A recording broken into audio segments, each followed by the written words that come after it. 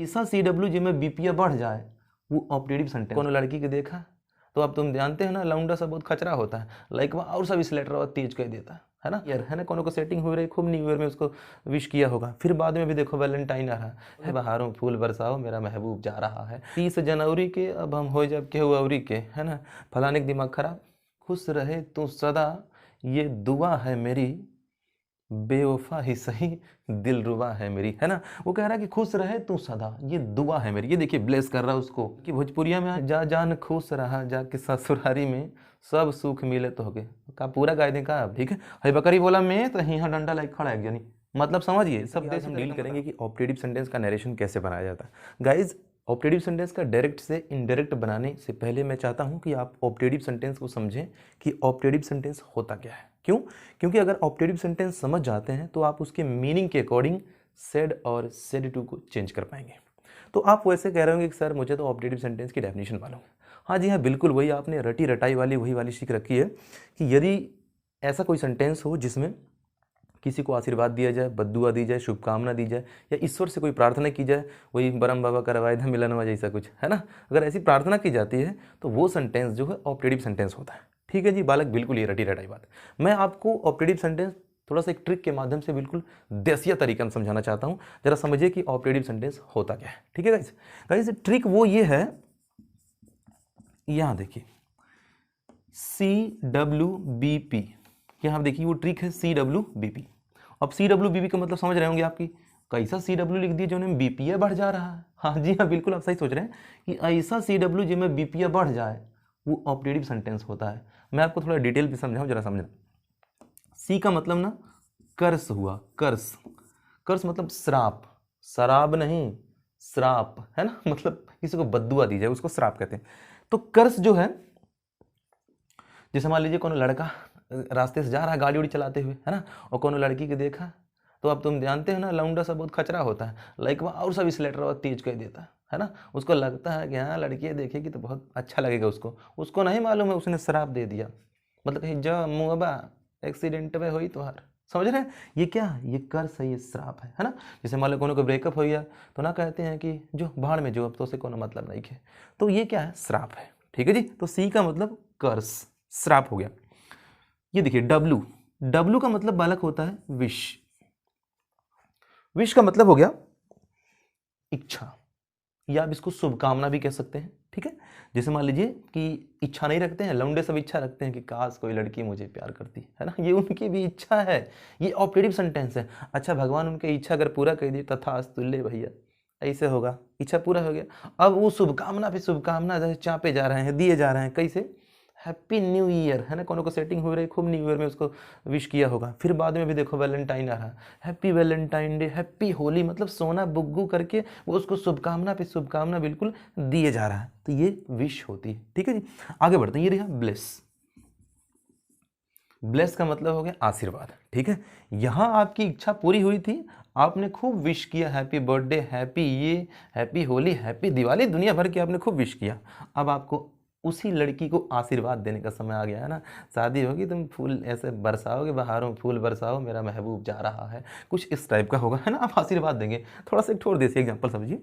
आशीर्वाद मतलब क्या हो गया कि हाँ आपने फंसाया, खूब विश किया उसको, ठीक है, अब जो है वही आई कभी मिलने आपसे, पीछे कार्ड लेके आई, यहाँ से निकाल के कार्ड दिया आपको, बोली सुना है फलाने, ये देखा 30 जनवरी के अब हम हो जब के अवरी के, है ना, फलाने का दिमाग खराब, पूरा आउट ऑफ कंट्रोल है कि फलाने, अब क्या कहें कि पूरा अब उसको दुआ देने के अलावा उसके पास कुछ है ही नहीं बालक। समझना जरा, मुझे इस बात से, ब्लेस से, आशीर्वाद से मुझे एक सॉन्ग याद आ रहा है, खुश रहे तू सदा ये दुआ है मेरी, बेवफा ही सही दिलरुबा है मेरी, है ना। वो कह रहा है कि खुश रहे तू सदा ये दुआ है मेरी। ये देखिए ब्लेस कर रहा है उसको, है ना, सब कर रही है, इधर सब किया, गलती कर बैठा था दिल, अब उसको आशीर्वाद दे रहा। तन की भोजपुरिया में आएंगे तो रितेश पाड़े कर पूरा खलिए खींच दिए हैं, पूरा उधार दिए हैं। कैसे आशीर्वाद दिए हैं कि कहें कि जा जान खुश रहा जाके ससुरारी में सब सुख मिले तो होगे का पूरा गाय दें का, पूरा कह लेना तुम अपने आप से। ठीक है, तो कहें जा जान खुश रहा जाके ससुरारी में, तो अब वो भी ब्लेस कर रहे हैं, आशीर्वाद दे रहे हैं। ठीक है, इतनी बात समझ में आ रही। और वैसे गौवा घर में आप जानते ही हैं, कोनो को गोड़ धरे ऐसे पैर छुए प्रणाम पाल लगी किए, तुरंत है और बढ़ा कर हो जा, हमारे समझ में और बड़ा खोजे मतलब छाता उता तोड़ दे का हो, नहीं, वो उसकी ये इच्छा है, वो भी ये आशीर्वाद दे रहा है कि आप क्या हो जाएं और समृद्धशाली हो और बढ़ें अपने जीवन में और तरक्की करें, वो आपको आशीर्वाद दे रहा है। ठीक है जी। तो ब्लेस ये कुछ इस टाइप के हुए जो ब्लेस होते हैं। तो पी से हो गया प्रे। प्रे मतलब प्रार्थना करना। ठीक है जी। प्रार्थना मतलब भगवान से प्रार्थना करेंगे, वो सेंटेंस ऑप्टेटिव सेंटेंस होगा। जैसे हमारे भैया आशीष हैं, हमेशा वो अभी वो यहाँ से नहीं गुजरे हैं, कोनो आशीर्वादों नहीं दे पाए, तो लड़कियों से अभी शराब खा रहे हैं वो, और बाकी प्रे करते रहते हैं कि हे भगवान, वो कहते हैं कि रब करे तुझको भी प्यार हो जाए, मतलब भगवान करे तुम प्यार में पड़ जाओ, है ना, may you fall in love, तुम भी प्यार में पड़ जाओ, फिर तुम्हें भी प्यार हो जाए। या फिर हम प्रार्थना कर रहे हैं कि हे भगवान आपकी कोरोना 2022 में ना आए, लेकिन ओमिक्रॉन तेजी से फैल रहा है, आप थोड़ा सुरक्षित सावधान रहिए। ठीक है गाइस। तो मैं आपको बताया मैंने कि ऐसा सेंटेंस जिसमें CWBP हो, मतलब CW करते करते BP बढ़े, तो वो सेंटेंस ऑप्टेटिव सेंटेंस होगा। सी का मतलब कर्स मतलब श्राप, विश मतलब इच्छा या शुभ कामना, जिसमें हम किसी के शुभ चिंतक बने, उसके शुभ कार्यों की कामना करें। कामना मतलब वही इच्छा रखना जी। ठीक है। ब्लेस का मतलब हो गया आशीर्वाद देना किसी को, फूलो फलो, दूधो नहाओ, फलाना कैसे क्या हो। ये प्रे का मतलब हो गया प्रार्थना करना। ठीक है गाइस। चलिए, तो ऐसी चीजें जिस सेंटेंस में आएंगी वो सेंटेंस ऑप्टेटिव सेंटेंस होगा। इसका जो आइडेंटिफिकेशन है गाइस, जिस तरीके से आप इसको पहचानेंगे, चलिए ये देखिए, इसका जो आइडेंटिफिकेशन है वो है कि ये ऑप्टेटिव सेंटेंस ना, वो हमेशा बकरी की आवाज से शुरू होता है। बकरी की आवाज मतलब में से। अब कहें कोनो में बोला बकरिया जैसन, तो पीछा कोनो डंडा लग खड़ा रह के तुरंत बोले तो तोड़ देंगे, बोले तो लास्ट में मार्क ऑफ एक्सक्लेमेशन भी लगा होता है। ठीक है। हई बकरी बोला में, तो यहाँ डंडा लाइक खड़ा है यानी, मतलब समझिए, सब देसी तरीका में बता रहा हूँ कि ऑप्टेटिव सेंटेंस की शुरुआत जनरली यानी कि अक्सर आपको में से देखने को मिलेगी और लास्ट में कहीं ना कहीं मार्क ऑफ एक्सक्लेमेशन लगा होगा। आप इससे पहचान जाएंगे कि ये सेंटेंस ऑप्टेटिव सेंटेंस है, और बाद में आप देखेंगे कि उसका भाव क्या है, कर्स है, विश है, ब्लेस है या प्रे है। अच्छा गाइस, कभी कभी आपने देखा होगा कि ऑप्टेटिव सेंटेंस जो है बार बार में से नहीं शुरू होता, किसी और से शुरू होता। आप यही देख लीजिए, जब लड़की नहीं फंसा था तो कहता था काश कोई लड़की मुझे प्यार करती, यहाँ प्यार करने लगा तो कि happy birthday to you, valentine, happy valentine, सब बोलने लगा। ठीक है। तो आप कहेंगे कि उसमें सर तो में है ही नहीं, लेकिन उसमें में छुपा होता है। ठीक है बालक। चलिए, अगर आपका सेंटेंस में से नहीं शुरू हो रहा है तो वो ऑप्टेटिव सेंटेंस होने की संभावना तब रखेगा जब उसमें CWBP होगा। ठीक है गाइस। तो फाइनली गाइस, मैंने आपको बताया कि ऑप्टेटिव सेंटेंस क्या होता है, उसको पहचाना कैसे जाता है। अब मैं आपको बताने जा रहा हूं कि ऑप्टेटिव सेंटेंस का नरेशन कैसे बनता है। ठीक है। चलिए गाइस, देखिए यहाँ पे एक सेंटेंस मैंने लिखा कि he said to Neha may you always be happy. वही रितेश पांडे वाला है ना, सुना नेहा 30 जनवरी के ओरी के, तो वही वाली बात यहाँ देखिए कि उसने नेहा से बोला कि तुम ना हमेशा क्या रहो, खुश रहो। ठीक है जी। आगे देखो क्या है। अब गाइस आप यहां पे देखिए कि इन्वर्टेड कॉमा के अंदर जो बात लिखी गई है वो ऑप्टेटिव सेंटेंस में लिखी गई हुई। देखिए यहाँ पे में से शुरू है और ये लास्ट में एक्सक्लेमेशन मार्क पर खत्म है। ठीक है। अच्छा, अगर आपको में और एक्सक्लेमेशन की बात नहीं समझ में आ रही तो आप इसका भाव निकाल के देखिए कि क्या इसका भाव CWBP है क्या। अब कोई कह रहा है कि जाइए हमेशा खुश रहिए, तो आप उसको समझ सकते हैं कि ये उसकी शुभकामना हो सकती है या तो उसका आशीर्वाद हो सकता है, तो ब्लेस है। तो इसमें आशीर्वाद दिया जा रहा है, इसलिए ये सेंटेंस ऑप्टेटिव सेंटेंस हो सकता है। तो पहचानने का दो तरीका हो गया। ठीक है। अब आपको जब ये पता चल गया कि ये ऑप्टेटिव सेंटेंस है, तो ऑप्टेटिव सेंटेंस का नरेशन कैसे बनाते हैं इसको समझिए। सबसे पहला जो काम है ऑप्टेटिव सेंटेंस में, वो ये काम है कि हम सेड या सेड टू, इनको हम तब्दील कर देते हैं सेंटेंस के भाव के हिसाब से। अगर इस सेंटेंस का भाव कर्स का है तो हम सेड या सेड टू की जगह क्या रखते हैं, कर्स्ड। ठीक है। अगर इसका भाव जो है विश का है तो हम सेड या सेड टू की जगह विश्ड रखते हैं। अगर इसका भाव आशीर्वाद देने का है तो हम ब्लेस्ड रखते हैं। अगर इसका भाव प्रार्थना का है तो हम यहाँ प्रेड रखते हैं। ठीक है। पहली बात हो गई। दूसरी बात समझिए। दूसरी बात यह है कि जैसे ही आप सेड या सेड टू को चेंज करके आगे बढ़ेंगे तो आपकी मुलाकात इन्वर्टेड कॉमा से होगी। तो इन्वर्टेड कॉमा को हटा करके हम कंजंक्शन दैट लगाएंगे। हो गया जी दूसरी बात। तीसरी बात, आपको प्रोनाउन जो भी चेंज करना होगा वो आप तो चेंज कर ही लेंगे। ठीक है। लास्ट में जो तीसरा बात है कि जो ऊपर सेंटेंस दिया रहेगा आपको डायरेक्ट में, उसमें एक्सक्लेमेशन का निशान लगा होगा, लेकिन जब आप उसका इनडायरेक्ट बनाएंगे तो आप उसको फुल स्टॉप पे खत्म करेंगे। वैसे जनरली हर इनडायरेक्ट का समापन जो है या समाप्ति जो है वो फुल स्टॉप से ही होती है, चाहे वो इंटरोगेटिव का हो चाहे किसी का भी हो। ठीक है जी। चलिए, तो अब आपको पता चल गया कि ऑप्टेटिव सेंटेंस का जो नरेशन होता है वो कैसे बनता है। सेड या सेड टू के स्थान पर हम उस ऑप्टेटिव सेंटेंस के भाव के हिसाब से जो कुछ भी उसका भाव होता है, आशीर्वाद का, प्रार्थना का, शुभकामना का या श्राप का, वही हम यहाँ पे रखते हैं। ठीक है, कॉमा हटा के दैट लगा देते हैं, बाकी चीजों को बदलते हुए जाते हैं और लास्ट में फुल स्टॉप लगा देते हैं। आइए मैं आपको बदल के दिखाता हूँ जरा। यहाँ देखिए, यहाँ देखिए, ही का ही कर लेते हैं।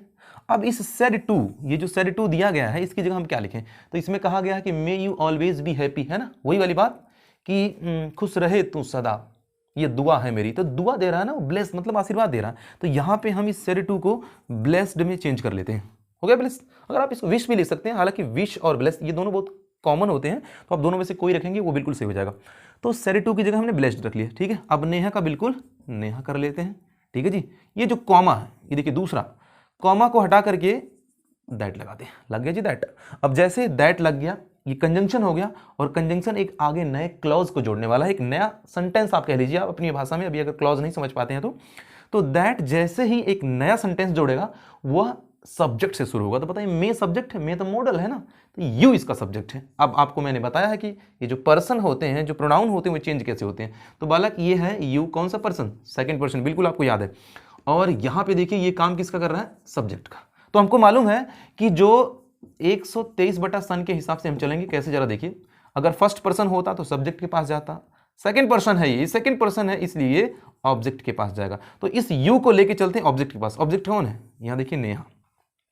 और जैसे हम नेहा के पास आएंगे, नेहा से कहेंगे कि सब्जेक्ट दे दो। जरा देखना यहाँ पे, ये कौन सा पर्सन, सेकंड पर्सन, काम क्या कर रहा है, सब्जेक्ट का। तो सेकंड पर्सन से जाएगा तो ऑब्जेक्ट के पास, लेकिन वहां से लेकर के ये सब्जेक्ट ही आएगा। तो नेहा के पास गए और नेहा से बोले कि हमको क्या दे दो, अपना सब्जेक्ट। तो नेहा कहेगी चलो मैं खुद ही सब्जेक्ट बन सकती हूँ। तो नेहा को उठा के लाएंगे, यहाँ नेहा रख देंगे। पर गाइस ध्यान दीजिएगा कि किसी भी एक सेंटेंस में नाउन का रेपिटेशन बार बार नहीं होता है, इसलिए हम नेहा का नाउन नहीं बल्कि प्रोनाउन रखेंगे। तो बताइए नेहा की जगह ही रख दें कि सी रख दें। जी हाँ, बिल्कुल आप सही कह रहे हैं, यहाँ रख देंगे हम सी। चलिए, जैसे ही सब्जेक्ट हमने रख लिया, अब क्रिया के बदलने की बारी आती है। तो अब जानते हैं मॉडल जो हमारा मे होता है वो तब्दील हो जाता है माइट में। तो हम मे को चेंज कर लेते हैं माइट में। हो गया जी, सी माइट। ये टेंसेस के चेंजेस में मैंने आपको बताया था कि मॉडल कैसे चेंज होते हैं। माइट हो गया। अब यहाँ पे ऑलवेज हमारा जैसे का तैसा लिख देंगे हम, ऑलवेज। ठीक है, बी दूसरी वर्ब है इसमें, मेन वर्ब, इसको भी ऐसे रहने देते हैं। वैसे आप जानिए कि एक ही क्रिया बदलती है। बी हो गया, और हैप्पी का बिल्कुल हैप्पी लिख देते हैं। और लास्ट वाला जो तीसरा नियम है कि एक्सक्लेमेशन निशान को हटा करके फुल स्टॉप लगाते हैं। तो इस तरह से हमारा बन गया गाइस। तो एक ही सेंटेंस के माध्यम से आप जो बेसिक की बातें हैं वो समझें। अगर आप समझदार बालक हैं तो आप इशारा समझ सकते हैं। कहते हैं ना, समझदार के लिए इशारा काफ़ी होता है। तो इसी सेंटेंस में आप कॉन्सेप्ट को समझ जाइए।